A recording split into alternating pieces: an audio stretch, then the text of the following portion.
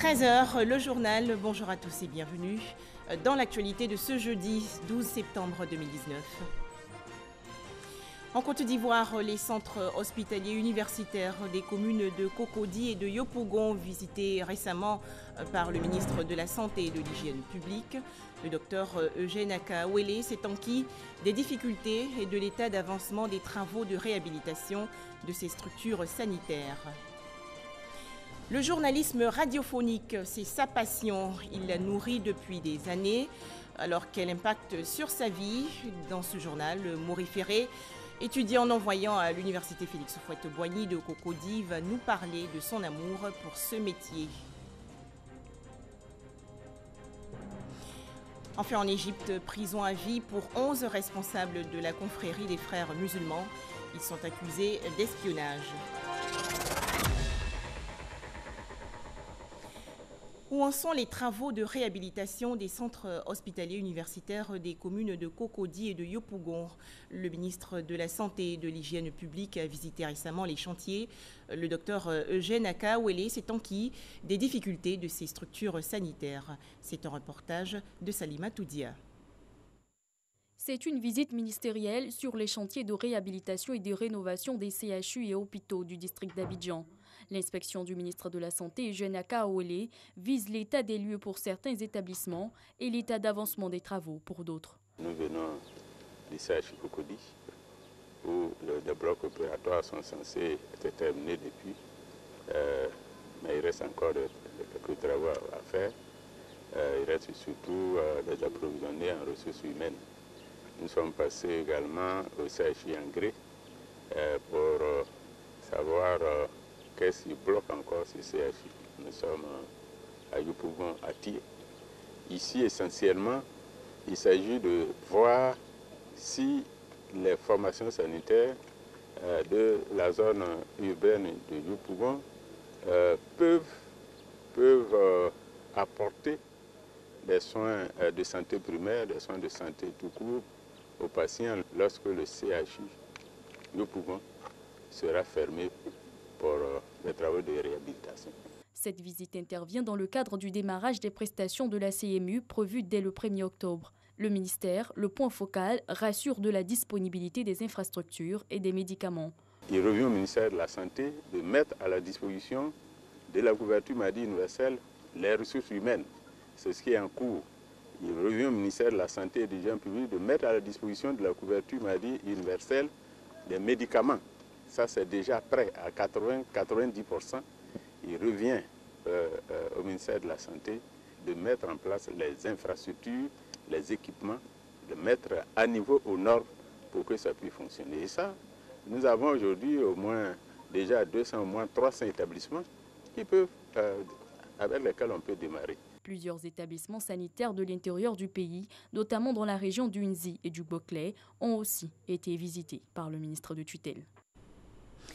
Un mot à présent sur les préparatifs de la visite d'État du président de la République Alassane Ouattara dans la région du Nzi. Un séjour du 25 au 28 septembre prochain dans le centre-est du pays. Et pour réussir cet événement, les élus, cadres, guides religieux et chefs coutumiers ont échangé récemment dans la commune du Plateau. Le point avec Éric Goré. Les 25, 26, 27 et 28 septembre, la région du Nzi sera à l'honneur. Elle accueille le président de la République de Côte d'Ivoire dans le cadre d'une visite d'État. Un défi que veulent relever les ressortissants de cette région. Ils se sont réunis à la salle Félix Houphouët-Boigny du district d'Abidjan pour les derniers réglages. Mesdames et messieurs, je voudrais, à mon humble niveau, vous inviter à faire en sorte que cette visite d'État soit un levier pour l'union une union sacrée entre tous les enfants de cette belle région, région pleine de tant de symboles forts pour notre pays. Fille de la région, la ministre Liramata Bakayeko a présenté le pagne de cet événement historique. Elle a appelé à la mobilisation de tous avant de dévoiler le calendrier de cette visite présidentielle. Nous lançons avec tous les élus et cadres un appel à tous les fils toutes les filles de la région du Zi. Nous devons faire mieux que toutes les autres régions. Le 25, il y aura un conseil des ministres à Dimbokro. Le 26, le président sera à Kwasi-Kwasi-Kro. Le 27, il sera à Bokanda. Et le 28, c'est le meeting de clôture à Dimbokro. L'arrivée du président de la République dans la région du Nzi lui permettra de communier avec les populations et également toucher du doigt leurs différentes préoccupations. C'est une tradition pour le président Alassane Ouattara depuis son accession à la magistrature suprême.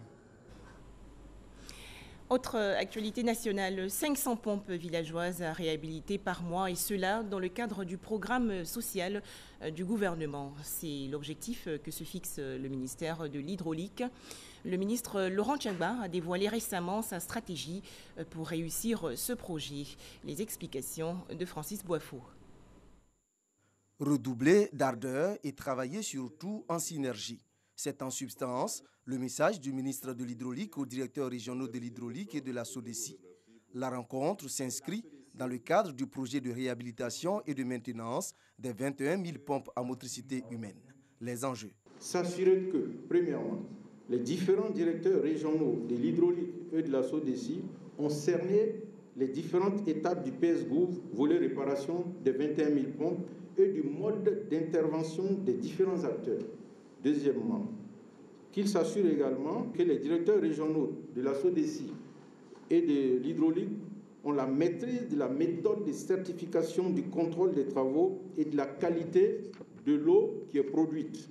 La direction générale de la SODECI dit avoir pris toutes les dispositions pour réussir le projet. Nos équipes sont déployées opérationnellement donc sur le terrain pour réparer les pompes, pour remplacer les pompes sous la supervision du ministère de l'Hydraulique. Avec l'ensemble des investissements qui sont en cours, en tout cas nous jouerons notre rôle dans la symphonie qui a été définie par le ministère. Faire en sorte que la méthodologie nous permette de réhabiliter 500 pompes par mois et atteindre un objectif de 4500 pompes déjà en décembre. Et la stratégie que nous avons mis en place, c'est que jusqu'en juin prochain, toutes les pompes soient remplacées et réhabilitées. Avec cette réhabilitation, les populations auront un plus grand accès à l'eau potable.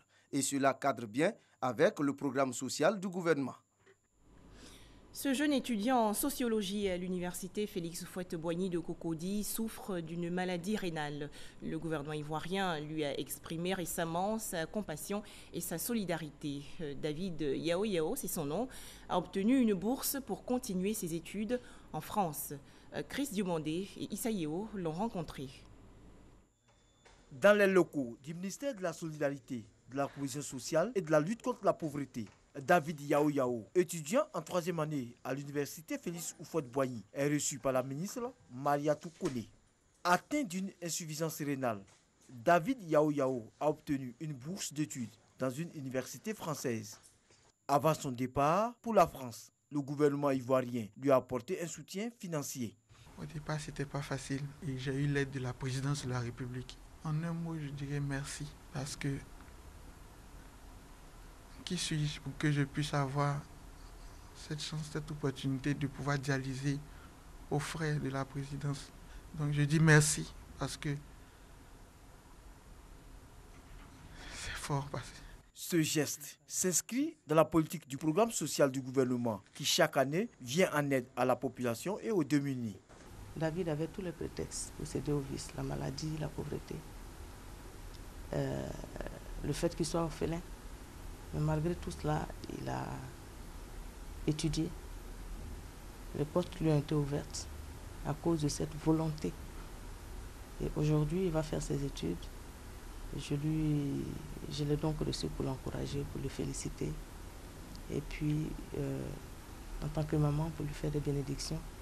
C'est ce dimanche 15 septembre que David Yao Yao ira en France pour poursuivre ses études à l'université de Bretagne, où il bénéficiera d'une assistance médicale adaptée à ses soins. Cet autre étudiant de l'université Félix Houphouët-Boigny de Cocody a une grande passion, le journalisme radiophonique. Maury Ferré, c'est son prénom, rêve de ce métier depuis la préadolescence. On en parle avec Stéphane Loboué et Franck Quadio. Tous les lundis, 16h-17h, c'est sa tranche horaire. Maurice Ferry est un passionné du micro. Cet étudiant non-voyant officie comme stagiaire sur cette station radio. C'est l'heure d'ailleurs de sa prise d'antenne. Mesdames et messieurs, bonjour, bienvenue dans votre émission Sport News de ce lundi 2 septembre 2019. Eh bien, nous parlerons du championnat national de Ligue 1 avec le sans faute pour le nouveau premier, le Sol FC d'Abobo. Et puis, nous ferons également le tour des championnats européens d'ici et d'ailleurs. Eh bien, installez-vous bien, nous partons en musique et puis nous revenons tout juste après. Animateur et journaliste sportif, Maurice Ferry suscite, au-delà de la curiosité et l'admiration de ses confrères, organiser les contours d'une émission radio, pas facile. Sa force, le travail en équipe. Il est discipliné, il dépose son conducteur, on prépare ensemble l'émission, on s'accorde sur tout ce qui doit se passer, comment est-ce que l'émission va se dérouler. Et les musiques, il choisit lui-même ses musiques, les musiques vont avec les thèmes qu'il développe. La passion est venue depuis tout petit, lorsque j'avais perdu la vue. Et puis bon, j'étais à la maison, mes amis allaient dehors s'amuser beaucoup. Moi j'étais tout à la maison et mon père m'a offert une radio. Donc c'est avec la radio que j'ai grandi, j'écoutais les émissions de la radio, Fréquence 2, voilà, avec les émissions d'Alocodrome, avec Touré Abubakar, John Jay, en tout cas Feu Juliette Anzian, en tout cas beaucoup d'émissions que j'écoutais. Voilà, et donc c'est comme ça que j'ai commencé à aimer la radio. Et pourtant, donner du temps d'antenne à une personne non-voyante, ce n'est pas évident. La radio démarrait, donc il fallait lancer un casting. Et à ma grande surprise, on reçoit les personnes qui ont postulé.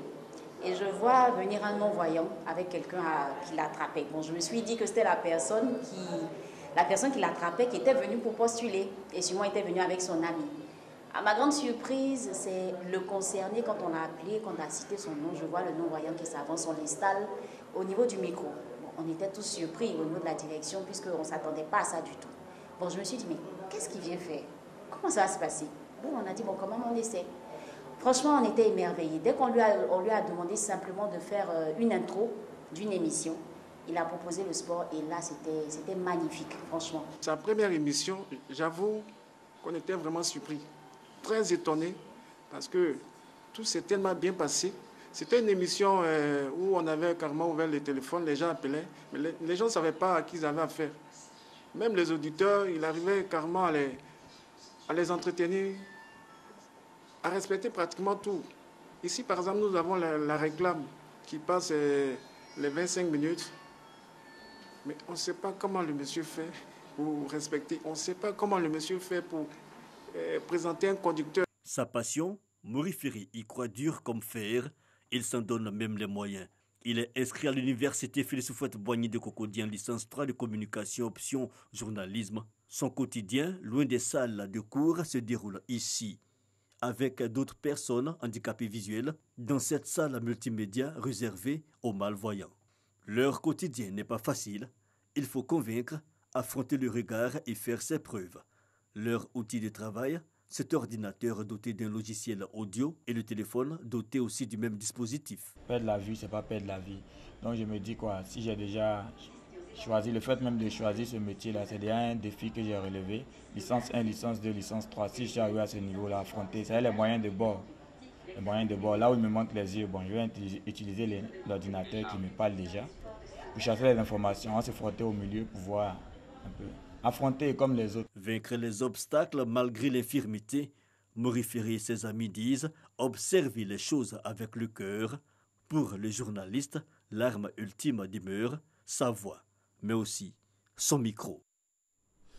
Toujours en Côte d'Ivoire, de nouvelles dispositions pour réussir l'année académique 2019-2020. La ministre de l'Éducation nationale, de l'enseignement technique et de la formation professionnelle, Kandia Camara, a présidé hier la grande réunion de la rentrée. C'était au lycée d'excellence Alassane Ouattara de Grand Bassam. La vente de fascicules et autres documents non autorisés aux élèves est désormais interdite. Le point avec Sephora Zegui. Par ce geste, Kandia Camara remet aux 41 directions régionales une décision des consignes à suivre pour une année scolaire apaisée et de qualité. Nous sommes à la traditionnelle réunion de rentrée scolaire. La ministre de l'Éducation nationale, de l'enseignement technique et de la formation professionnelle invite les acteurs du système éducatif ivoirien à plus d'engagement et de responsabilité. Chers collègues enseignants, notre métier si noble nous confère un rôle important dans la société. Nous avons en main l'avenir de tous les enfants de notre pays, la Côte d'Ivoire. Leur éducation et leur formation nous incombent. C'est pourquoi j'en appelle à votre engagement. Prouvons à nos concitoyens que nous savons mettre en terre la graine. Et quand les bourgeons pousseront majestueusement, la conscience populaire nous le revaudra. Soyons à la hauteur de cette mission. Les syndicats d'enseignants du secondaire et du primaire ont eux aussi pris part à cette rencontre. Ils promettent œuvrer à l'apaisement du climat en milieu scolaire. Nous sommes très heureux de comprendre que les discussions vont se poursuivre pour que cette année-là soit une année apaisée. Nous allons faire notre rentrée scolaire pour donner des chances à nos enfants, aux enfants du Côte d'Ivoire, leur droit à l'éducation. Au cours de ces échanges, ont surtout été relevés l'importance de l'engagement des enseignants pour des résultats scolaires performants. Madame le ministre nous l'a bien signifié, nous serons appréciés à partir de nos résultats scolaires obtenus aux différents examens scolaires. Introduction de nouvelles filières dans l'enseignement technique et professionnel, démarrage de la formation par apprentissage sont entre autres les actions à réaliser cette année. Des consignes fermes donc pour améliorer les conditions de travail des élèves. Pour mener à bien notre travail, je vous demande de bien noter les instructions suivantes. La poursuite de la réforme de l'enseignement technique et de la formation professionnelle. L'intensification de la sensibilisation et de la répression contre la fraude, la tricherie, le tabagisme, l'alcoolisme, la violence et les grossesses en situation scolaire. L'interdiction de la vente aux élèves de fascicules et autres documents non autorisés. L'année scolaire qui a débuté le 9 septembre dernier prend fin le 31 juillet après les cours du soir. En ce qui concerne la rentrée universitaire 2019-2020, les étudiants, eux, ont été exhortés à davantage de discipline. Appel lancé lors des journées d'orientation des bacheliers. Cette rencontre s'est tenue à l'université Félix Houphouët-Boigny de Cocody. Serge Collier. Le monde universitaire prépare activement la rentrée académique 2019-2020. Après les journées d'orientation du bachelier 2019, les responsables des centres régionaux des œuvres universitaires des universités publiques de Côte d'Ivoire ont célébré l'unité autour d'activités socioculturelles et sportives. Cette année, nous avons voulu organiser cette journée de l'orientation des bacheliers et nous avons voulu montrer à tout le monde que cette journée est bien essentielle pour les bacheliers de cette année. Alors, au cours de cette journée, nous avons voulu organiser les Jeux pour qu'ensemble, nous puissions vivre dans la convivialité. Parrain de cette cérémonie, Célestin Kouala, directeur général du logement, a salué les efforts consentis par le ministère de l'Enseignement supérieur et de la Recherche scientifique pour rehausser l'image de l'école ivoirienne. Il s'est engagé aux côtés des autorités éducatives pour la bonne marche de l'école. Les bacheliers sont invités à rencontrer les experts et les professionnels qui sont déjà en activité pour qu'eux-mêmes puissent, j'allais dire très tôt, n'est-ce pas, comprendre et choisir plus facilement parce qu'ils ont rencontré des professionnels de ces différents métiers-là. Donc naturellement, on ne peut que les encourager à bien écouter, à bien suivre les conseils de tous ces professionnels qu'ils vont rencontrer pendant ces quelques jours parce qu'il y va de leur avenir. On tient à féliciter l'ensemble des équipes, mais à dire merci et bravo à ces directeurs de crew qui ont organisé cette cérémonie pour permettre à nos jeunes, j'allais dire, de se défouler de façon très positive à travers un match de football. Avec 15 équipes au départ en phase finale, le tournoi s'est soldé par la confrontation de 4 équipes en finale. L'équipe du crew 1 a battu le crew 2.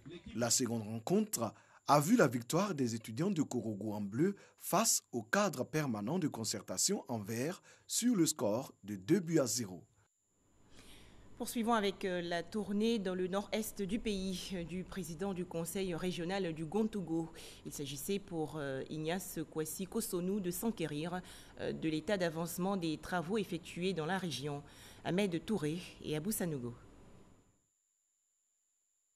Un centre de santé intégré en matériel biomédicaux, des logements d'instituteurs, un bâtiment flambant neuf constitué de salles de classe, une brigade de gendarmerie en construction, un château d'eau également, les travaux de la route qui fait 9 km.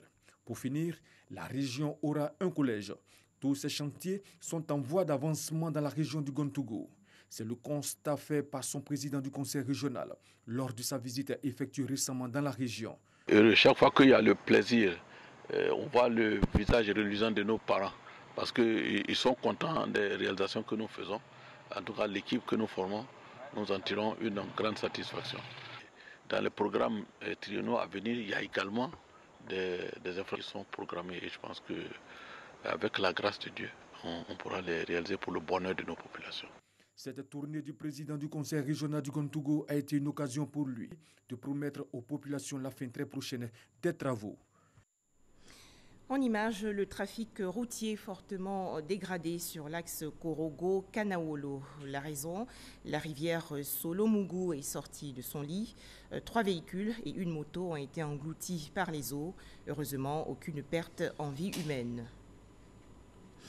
Agriculture, la Côte d'Ivoire et son voisin, le Ghana, veulent réguler la certification durable dans l'industrie du cacao. Les industriels et autres gestionnaires des filières chocolat de ces deux pays ont échangé récemment à Abidjan. Les détails avec Noël Nyagno Sakalou. La lutte contre la déforestation, celle contre le travail des enfants, l'amélioration des moyens de subsistance des producteurs, la transparence et la traçabilité sont au cœur de la durabilité de la cacaoculture.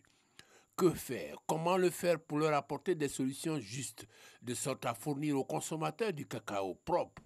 Industriels du cacao et du chocolat, responsables du Conseil Café Cacao de Côte d'Ivoire et ceux du coco à bord du Ghana ont consacré 48 heures à la résolution de ces équations déterminantes à la production du cacao à court, moyen et long terme, mieux, à aider les producteurs à vivre décemment de cette activité. Aux industriels d'avoir du cacao en quantité et en qualité pour leurs usines, aux consommateurs d'avoir des produits finis propres. Au terme des travaux, les parties ont convenu d'une chose essentielle, l'élaboration d'une stratégie de communication sur les actions à entreprendre conjointement. Nous avons la volonté commune. Le Coco Board pour le Ghana et le Conseil du Café Cacao pour la Côte d'Ivoire. Nous avons la volonté de travailler avec l'industrie du chocolat pour que nous puissions continuer à examiner les différentes questions qui se posent à la filière. Ils ont par ailleurs rappelé l'action entreprise par le Ghana et la Côte d'Ivoire en ce qui concerne les questions portant sur la transparence et la traçabilité. En Côte d'Ivoire, nous avons décidé de faire le recensement des planteurs. Le Ghana aussi. D'ici fin 2020, nous aurons fait le recensement de l'ensemble des planteurs de Côte d'Ivoire. Et nous saurons s'il y a des enfants à risque dans les plantations. Et nous allons régler un certain nombre de problèmes pour ce qui concerne les enfants dont on parle. Voilà qui permettra de débarrasser la cacaoculture du travail des enfants au regard des données objectives. Dans ce journal également, la première édition de la journée de vulgarisation du droit du numérique. C'est une initiative du ministère de l'économie numérique et de la Poste. Ce département entend accélérer sa politique de vulgarisation des normes pour permettre aux populations de tirer rapidement le meilleur parti des nouvelles technologies de l'information et de la communication. Les précisions de Amadou Ouattara.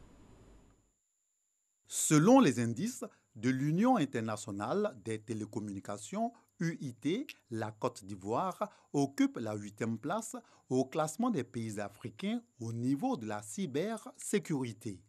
Elle précède à ce classement le Cameroun 9e et le Ghana 10e.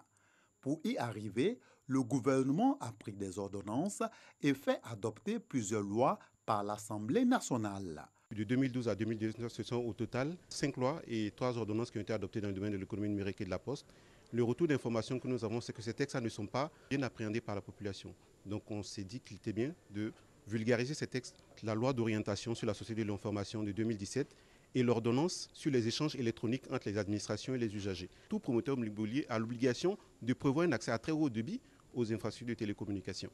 Alors, pour l'ordonnance sur les e-services qui a été adoptée en 2017 aussi, donc ça prévoit que désormais, les usagers peuvent interagir avec l'administration à travers les TIC. Pour faire la promotion de ces lois, une journée de vulgarisation du droit du numérique est initiée par le ministère de l'économie numérique et de la Poste. Une meilleure application des textes dépend fortement de la connaissance que peuvent en avoir les acteurs concernés. La bonne compréhension et la bonne application de nos textes constituera, à n'en point douter, un gage pour l'accroissement de la maturité numérique de la Côte d'Ivoire. La contribution du numérique dans le PIB en Côte d'Ivoire est estimée à plus de 9% d'après le Centre ivoirien de recherche économique et sociale, CIRES. Vie sociale, facteur déterminant pour une retraite épanouie. C'est le thème de la 6e édition de la journée de la retraite active. Cet événement, initié par le Fonds international pour le développement de la retraite active, va se tenir le 26 septembre prochain au Palais de la Culture de la commune de Trècheville. Patricia Omouetia. Être à la retraite ne signifie pas forcément une baisse de l'activité.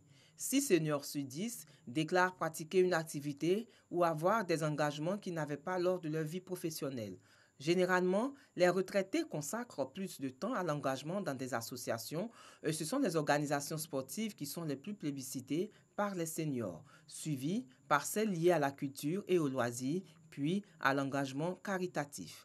Aujourd'hui, de nombreux retraités reprennent une activité salariée ou se lancent dans une activité indépendante. C'est en cela que le Fonds international pour le développement de la retraite active, FIDRA, s'est assigné pour mission de préparer et soutenir les personnes du 3e âge afin qu'elles restent autonomes et indépendantes aussi longtemps que possible. Le retraité doit se reconstruire, il doit se rendre utile. Et cette nouvelle étape de la vie doit être abordée avec un esprit d'ouverture. Et c'est pour cela que nous disons que la vie sociale est très importante pour les personnes qui sont à la retraite. Cette année, nous attendons encore beaucoup plus de personnes à la célébration de la journée de la retraite active. La journée de la retraite active, célébrée chaque année, fait partie d'une offre de services visant à améliorer la qualité de vie des personnes retraitées en Côte d'Ivoire. C'est environ 40 000 retraités, issus des 23 agences FIDRA, dont 7 à Abidjan et 16 en province, qui prendront part à cette 6e édition de la journée de la retraite active. La célébration aura lieu le 26 septembre prochain au Palais de la Culture. L'actualité hors de chez nous avec ce drame au Burkina Faso. Au moins 18 personnes ont trouvé la mort en 10 jours après la consommation d'aliments contaminés aux pesticides dans 2 localités du pays. Selon le ministère de la Santé, une dizaine reste toujours en observation dans les hôpitaux. La Tunisie est appelée aux urnes le dimanche 15 septembre prochain. Il s'agit d'élections anticipées pour choisir le nouveau président de la République. De nombreux électeurs estiment que le nouveau chef de l'État devra être en mesure de résoudre les questions d'économie, de justice et d'aide sociale. Enfin, l'actualité en Égypte, la cour d'assises du Caire a condamné hier à la prison à vie 11 dirigeants de la confrérie des frères musulmans pour espionnage au profit d'organisations étrangères, notamment le Hamas palestinien et le Hezbollah libanais. À noter que 5 autres accusés ont écopé de peines allant de 7 à 10 ans de prison et 6 ont été acquittés. Et c'est la fin de ce journal. Excellente journée à tous et merci de nous avoir suivis.